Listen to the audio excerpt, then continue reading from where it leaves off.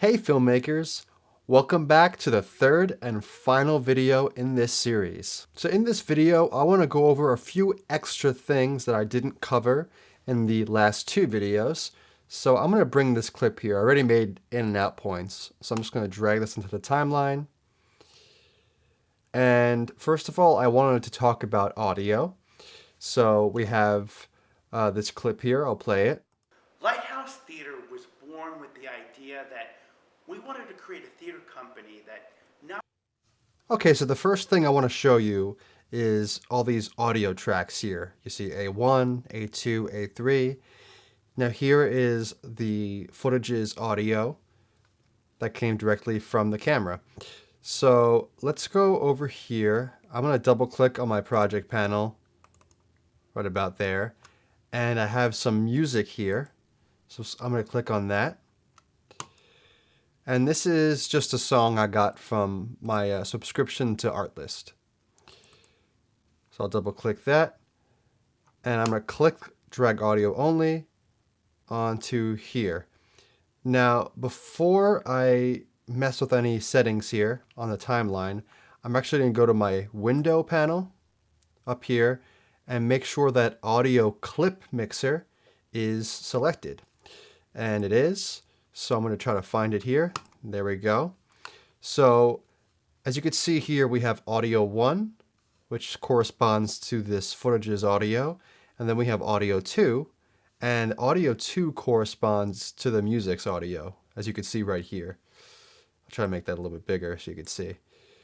So audio 2, audio 1.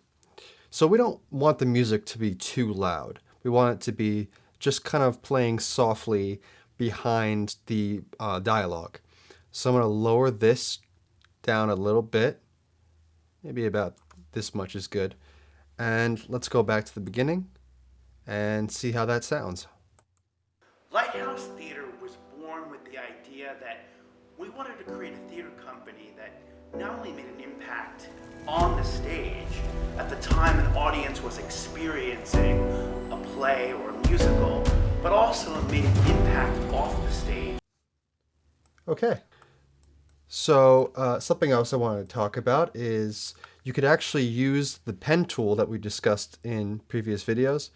But the pen tool in this case is used for audio. So if you click here on the pen tool or just keyboard shortcut P, you can go here and let's say you wanted to ramp it up.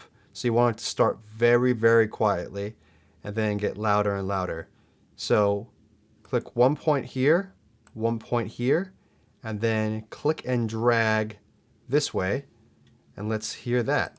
Lighthouse Theater was born with the idea that we wanted to create a theater company that not only made an impact. You know what, I'm going to click and drag this point because it sounds like the music doesn't start until around here. So let's try that again. Let's actually play it from this point. On the stage at the time an audience was experiencing.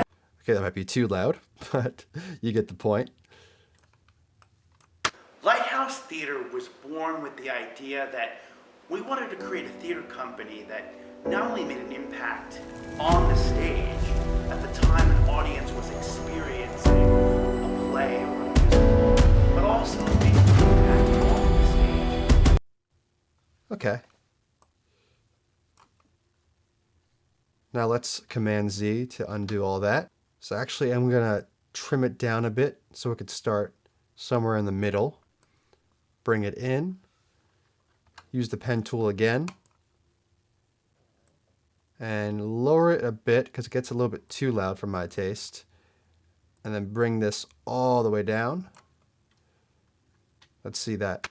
Lighthouse Theater was born with the idea that we wanted to create a theater company that not only made an impact on the stage at the time an audience was experiencing a play or a musical.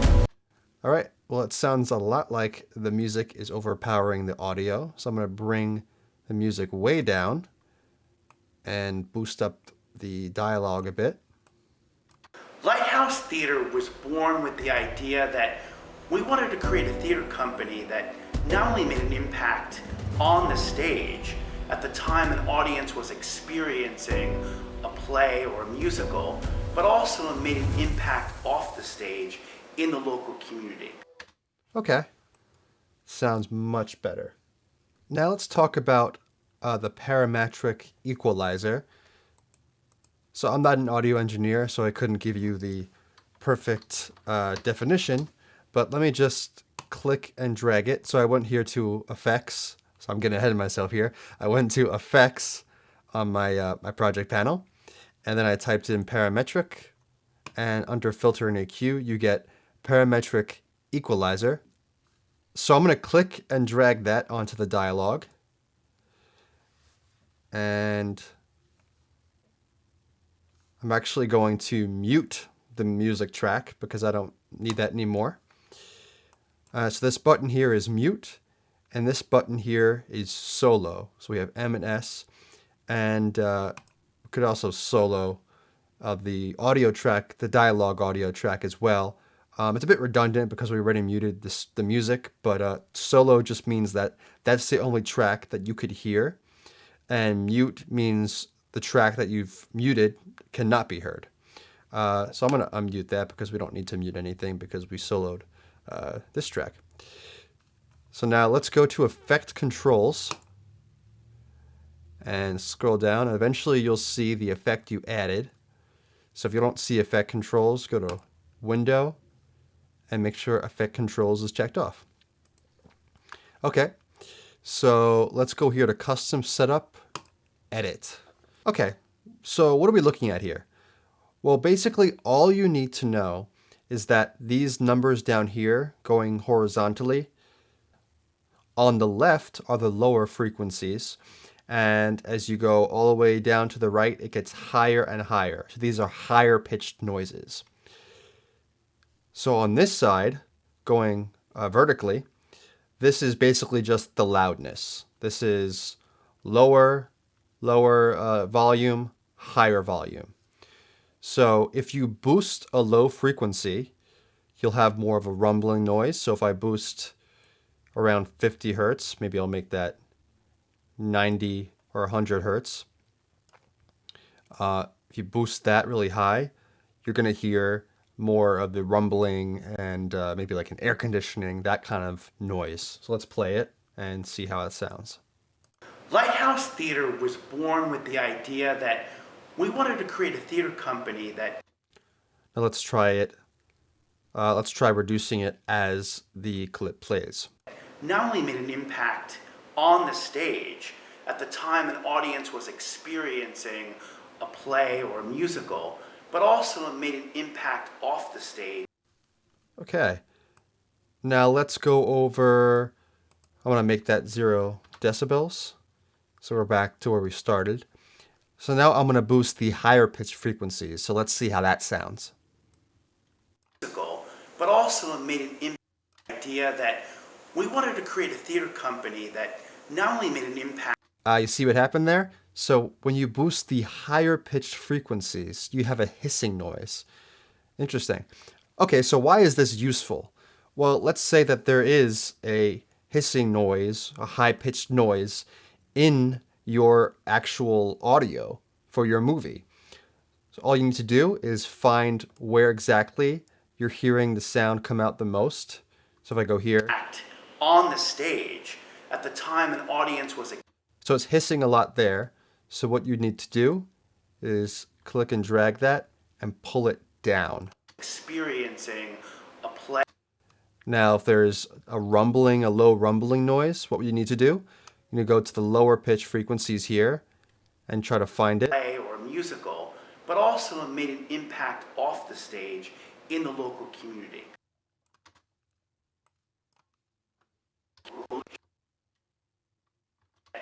We wanted to create a theater company that not only made an impact on the stage. And that's what you would need to do. And it would take probably a lot more time than it's taking right now. But this is just to give you a basic idea of this really powerful tool for editing audio. So there's something else I wanted to go over. I know we went over text before, but I want to show you how to control your text to make it look better and how to center it as well.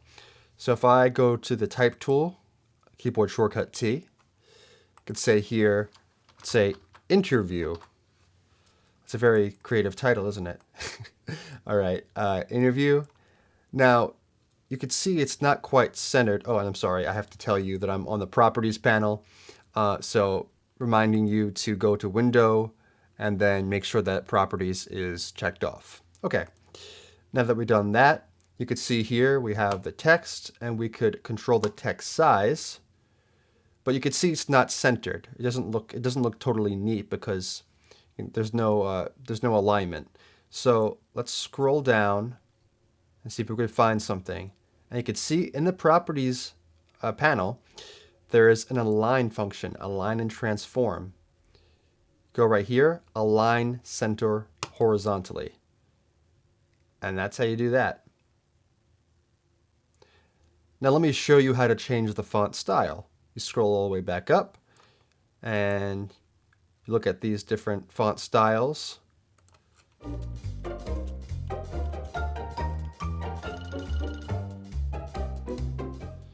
So let's go with this. So once you change a font style, something strange happens where after you've aligned your text, it actually, changing the font style basically messes with the alignment. So you have to go back down and align it again. And if you go down here, we have other cool effects. Okay, we have shadow opacity.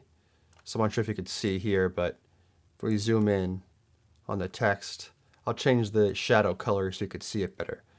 We'll have a red shadow.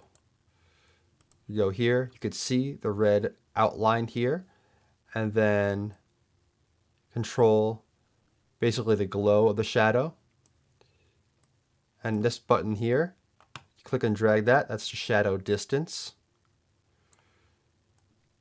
An angle.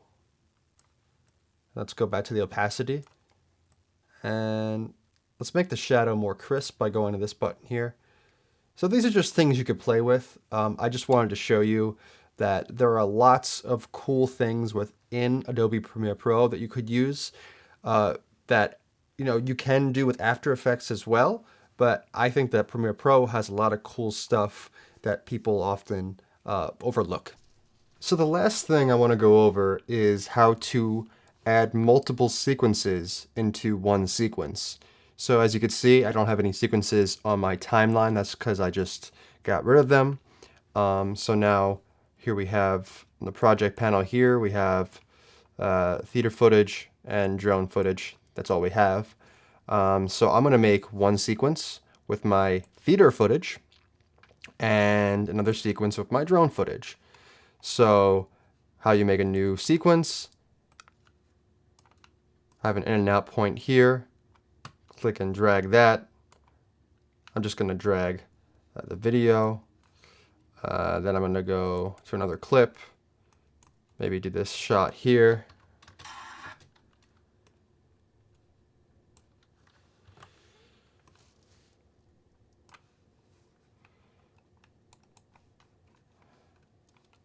And let's see what else we have. Do this interview. And now we have to find our sequence.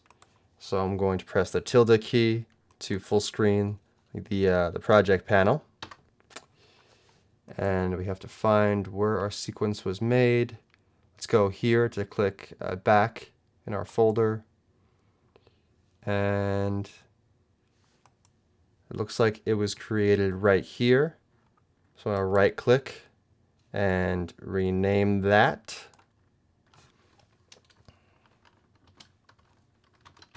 I'm just going to call it scene 1. Okay. And now I'm going to press the tilde key. Get out of that. So now here we can see it says scene 1 on our timeline, and that corresponds directly to our sequence. So now we're going to make scene 2. So let's press X to close it on the timeline. And now we're going to go to the drone shot here. And there's only one clip, so I guess we're only going to have scene 2 is only going to have one clip in it. So I'm going to click here, double click. Now we see it in our source monitor. And I'm going to press I and O. And we just created an in and out point. Click and drag onto the timeline. And now we have a new sequence named drone shot. So I'm going to right click on the project panel here. Let's pull up the tilde key to make it full screen again. Right click, rename, scene 2. Seam, okay. Scene 2. And now we have 2 scenes, scene 1, scene 2. Now I'm going to press the tilde key again and press X to close that out. And I'm going to create a new sequence. So I can go here to new item and go to sequence. And I could just create a sequence here, choose the 23.976 frames per second option with 1080p, and just say final export. So to reiterate this, why are we adding scene 1 and scene 2 into one final scene? Well, it's very useful if you're, let's say, a filmmaker and you're making a film and you have a bunch of scenes in your film, and you might be filming out of order and therefore editing out of order, and you want to finally put all of your scenes together in the numerical order, not exactly the order you've shot in, but the numerical order. How do you put it all together in one project? Well, you'd have to create a final export sequence to do that, and then you'd have to simply just click and drag scene 1 here, and then drag scene 2 here. And it's really as simple as that. You just click and drag the 2 sequences onto your final export sequence. And just as a quick reminder here, this icon here is the sequence icon. So you don't get confused between what's your clip, which is here, and your audio. This is a music track here I got from Artlist, and it has the audio icon, which means it's just audio, no video. And there's another icon here that is only video. So there's no audio to this clip. So that's how you know the difference between a sequence and a clip, or an audio clip. And here you have your final export sequence, which is made up of these 2 other sequences. Okay, so now that we created our final export sequence with all of our sequences inside, now we can export the final export. So let's go here to File and Export. And you could do one of 2 things. You can go to export through Media or send to Adobe Media Encoder. So first, let's go over Media. So I'm going to click here. So here we have the file name, and you could rename this if you want. I'm just going to leave it the way it is. Here's the location. So this is where on your external hard drive or computer you want the file to be saved in. And the preset here, this is your resolution. So I could do 1080p, but I could also do 4K, Apple ProRes, all these different options here. And the format, so this is going to be an MP4 file, but you can go down here to QuickTime if you want it to be an MOV. And that's basically it. It tells you the resolution right here, the frame rate, all this fun stuff. And finally, you can go down here and click on Export, and your file will be exported to where you set your location. So let's go up to File, Export, and let's say Send to Adobe Media Encoder.